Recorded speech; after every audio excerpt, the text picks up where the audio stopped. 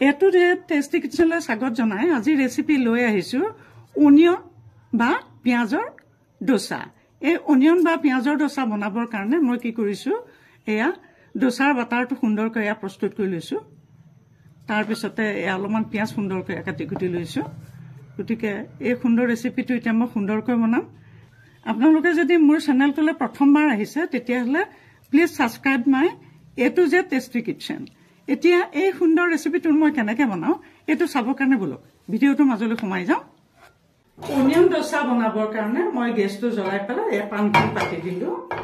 তো গৰম হোৱাৰ লগে লগে মই ইয়াত অকণ পানী ছটিয়াই দিলো।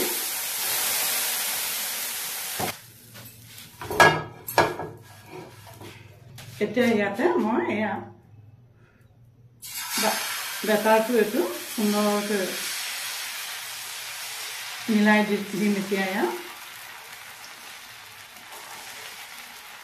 এইটো সুন্দৰকৈ মিলাই দিম। এতিয়া মিলাই দি আছো। এতিয়া ইয়াতে মই অকণমান নিমখ ছটিয়াই দিলো, অকণমান জলকীয়া গুড়ি ছটিয়াই দিলো,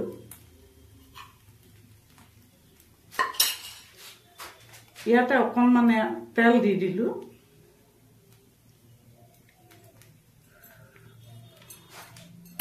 তাতে কেইটামান ধনিয়া পাত ছটিয়াই দিলো, কেঁচা জলকীয়া অকণ কেইটামান টুকুৰা ছটিয়াই দিলো, এয়া আমচুৰ পাউডাৰ অকণমান ছটিয়াই দিছো। এইবাৰ অলপমান পিঁয়াজ যিখিনি মই কাটি লৈছিলো পিঁয়াজখিনি এনেকে ইয়াতে মই ছটিয়াই দিলো।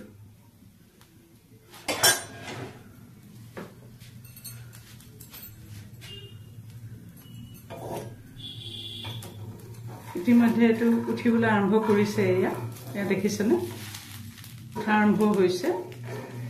অনিয়ন ডোসা বা পিঁয়াজৰ ডোসা ইতিমধ্যে এইটো হৈ গৈছে। এইটো ভাজ কৰাটো প্ৰত্যেকৰে নিজৰ কথা। আপুনি দুভাজো দিব পাৰে, তিনি ভাজো দিব পাৰে। ইতিমধ্যে ইয়াত ডোসা প্ৰস্তুত হৈ গৈছে। চাওক কি সুন্দৰকৈ প্ৰস্তুত হৈ গ'ল। পুনৰ বনাম।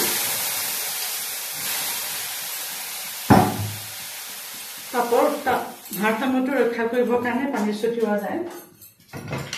আপোনালোকে এনেকে বনালে পানী ছটিয়াই ল'ব। এইবাৰ মই পুনৰ বেটাৰটো দিছো।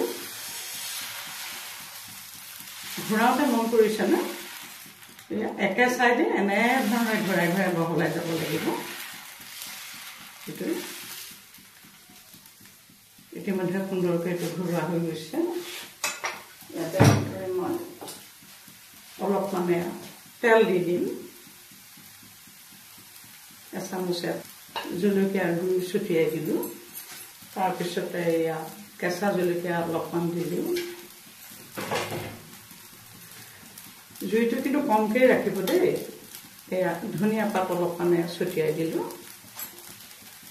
আমচুৰ পাউডাৰ অকণমান ছটিয়াই দিলো, অকণমান নিমখ দিলো।